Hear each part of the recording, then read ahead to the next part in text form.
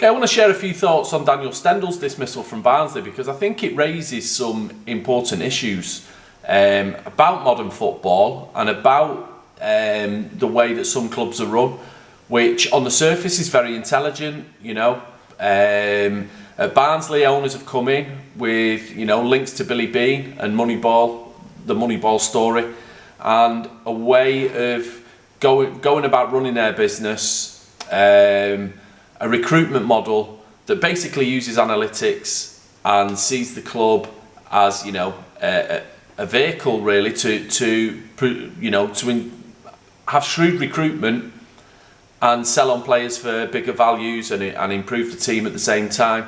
But I think also in that process there's human personal issues that can get lost in it all, and I think that's what's happened here. I think there's been a breakdown between Daniel Stendel and the club over recruitment in the summer. So local reports appear to suggest. Stendel wanted presumably more experience. They sold the two centre-backs, leaving a gaping hole in the defence. And,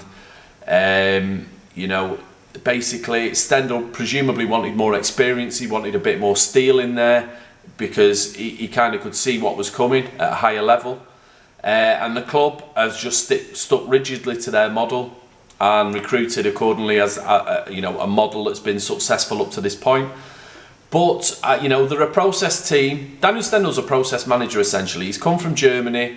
He's got he's learned a lot of important principles about playing a high pressing game, about the way modern football is played, and how to quickly establish a philosophy within a team and get them playing a certain way. He did that brilliantly last season in the space of his first summer.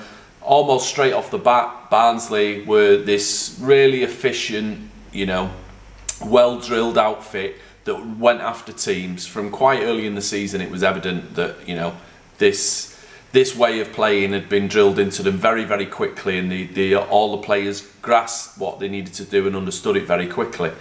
And in that sense, Stendel is a process manager, but I think if you take Myers-Briggs and personality psychology, it's quite evident that he's very outcome driven, and there were times last season where he made compromises in order to get results, particularly in the second half of the season when Kiefer Moore was injured, and that led to he was a big part of the game. His hold-up play at the top of the pitch and stuff like that.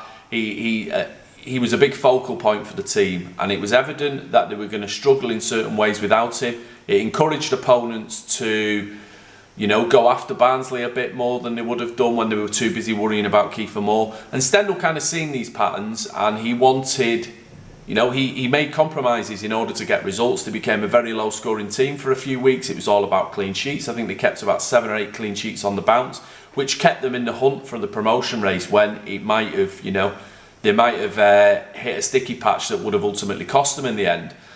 So I think he is very much a results-driven man. The club is very much wanted a process manager and got a process manager, but his mentality when he sees obstacles in the road is to find, right, what's the short-term fix that gets us through this patch. And I think that was very much his attitude in the summer, having lost those defenders. I don't think there was necessarily a problem with the fact that Barnsley are a selling club and are always going to sell on their best assets.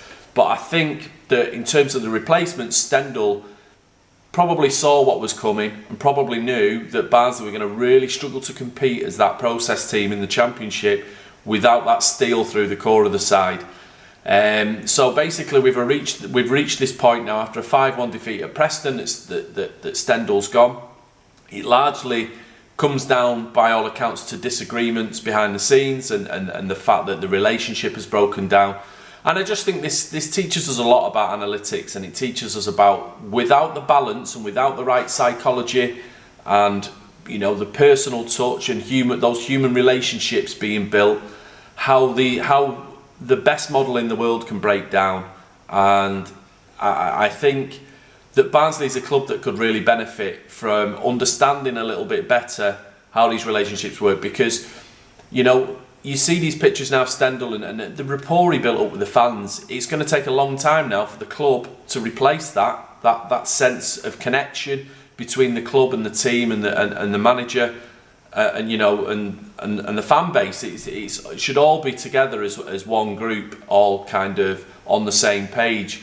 But in the breakdown of the relationship between Stendel and the club, there's also now a breakdown in, you know, you read some of the comments and some of the reaction to Stendel being out with fans in this bit of a farewell do when he's after his dismissal, and you see that there's a relationship there now that needs to be mended between the club and the fan base. And I think if they understood what made the fan base tick just a little bit better, and they understood what it was that a manager wants, and they could make those compromises from time to time, then long term, I think they'd achieve their objectives, you know, a lot sooner.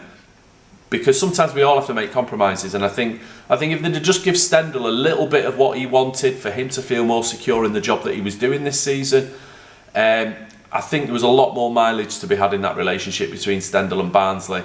And you know, it doesn't mean that you're throwing out the whole philosophy in order to make that short-term compromise.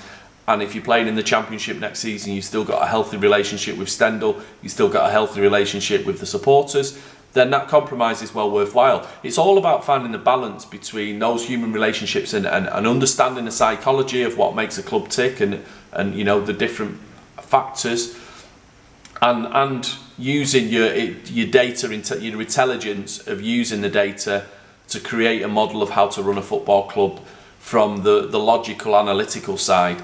I think there's definitely a balance to be struck, and on the evidence that we've seen from the summer onwards, I think Barnsley are potentially lacking in that, and it's going to be a long, hard season for them now.